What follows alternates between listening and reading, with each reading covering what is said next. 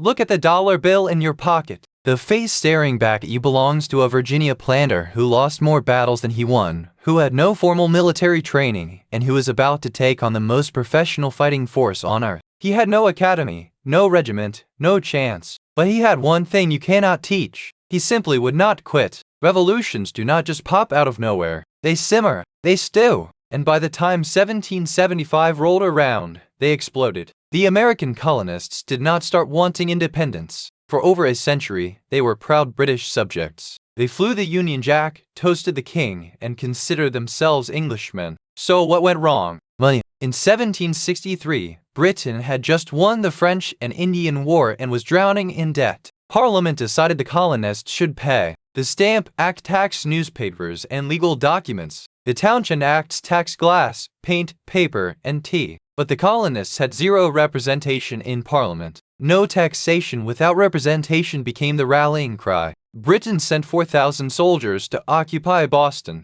On March 5, 1770, a crowd surrounded British soldiers. Snowballs flew. Then soldiers fired into the crowd, killing 5 civilians, including Crispus Attucks. They called it the Boston Massacre. Paul Revere made an engraving showing soldiers firing into a helpless crowd. Anti-British propaganda. It worked. In 1773, Parliament passed the Tea Act. On December 16th, colonists disguised as Mohawk Indians dumped 342 chests of tea into Boston Harbor. The Boston Tea Party. Parliament responded with the Intolerable Acts, shutting down Boston Harbor. All 13 colonies came together for the First Continental Congress. Americans spoke with one voice. On the British side sat King George III, ruler of the most powerful empire on the planet. He commanded the world's strongest navy and a professional army. He saw the rebellion as treason. On the American side was George Washington, a Virginia planter who lost more battles than he won. No formal military training,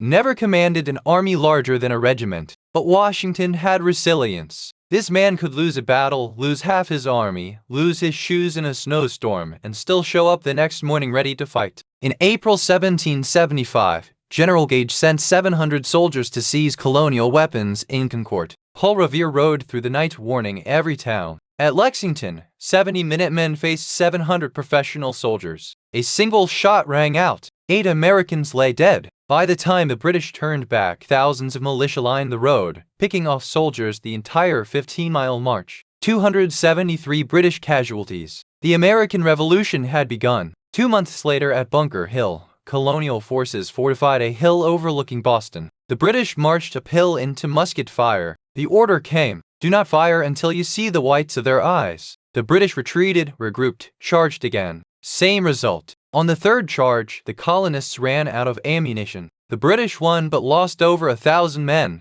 A British general wrote that a few more such victories would end British dominion in America. On July 4, 1776, the Continental Congress adopted the Declaration of Independence, written by Thomas Jefferson. We hold these truths to be self-evident, that all men are created equal. By signing, every man committed treason. Benjamin Franklin said we must all hang together or we shall all hang separately. Things got worse. Washington moved to defend New York. The British arrived with 400 ships and 32,000 soldiers. At Long Island, the British flanked Washington's army. 1,000 Americans captured. The army was pushed out of Manhattan, across New Jersey. By December, Washington had fewer than 3,000 men. Morale was in the gutter. Thomas Paine wrote, "These are the times that try men's souls." On December 25, 1776, Washington loaded 2,400 soldiers into boats and crossed the icy Delaware River in a freezing storm. Some soldiers had no shoes. They left bloody footprints in the snow. At Trenton, they caught the Hessian garrison off guard.